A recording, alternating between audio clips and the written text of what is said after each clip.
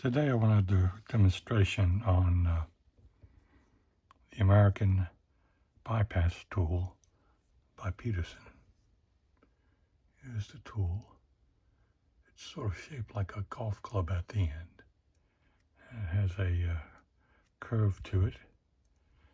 The very tip of it also has a curve to it. It's kind of hard to see. It's very small, very thin.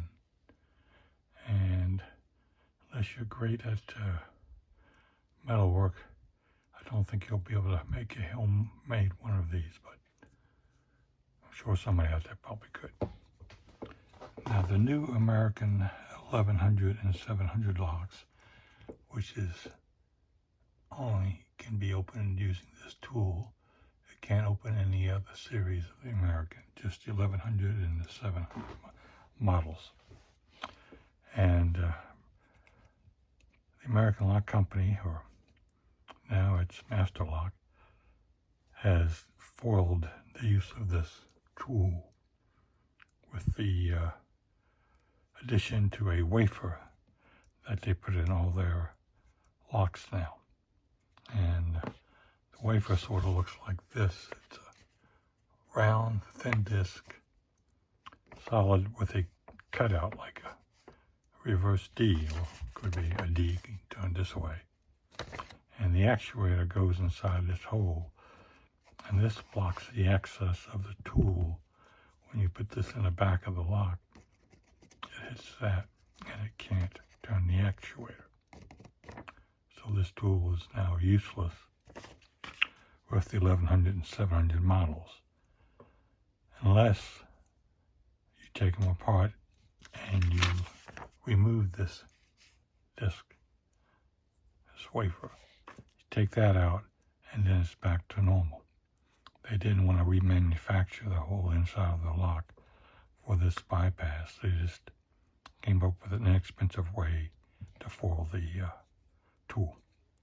But I've taken the wafers out of all of these so I can show you how it's opened. We'll go with this 1100 first.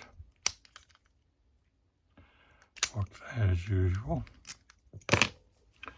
Now you insert the tool so that the club end is facing down, and it goes into the keyway just like this.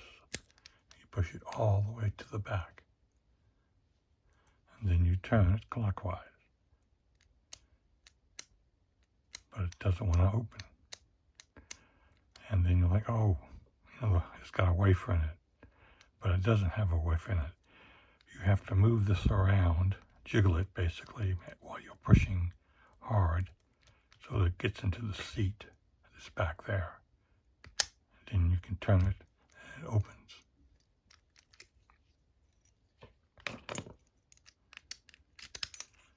And we'll do it with this one also.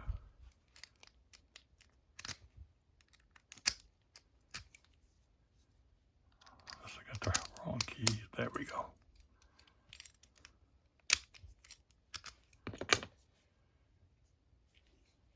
Club end pointing down all the way to the back of the lock till it stops.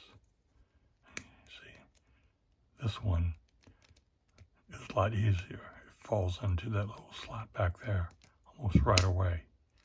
We'll get it open. Again.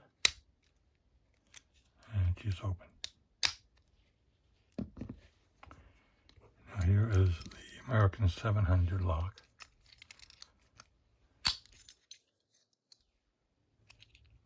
Very beefy, very secure. It is the same way. It goes to the very back. You have to wiggle it around until it goes into the slot and it opens it. Just as easy as that. Now you may come across one like this. It doesn't want to do any of that. And it may be because the lock somehow is damaged. But I haven't been able to use this bypass tool on this particular lock, so It may not be your tool, it may be something's wrong with the lock.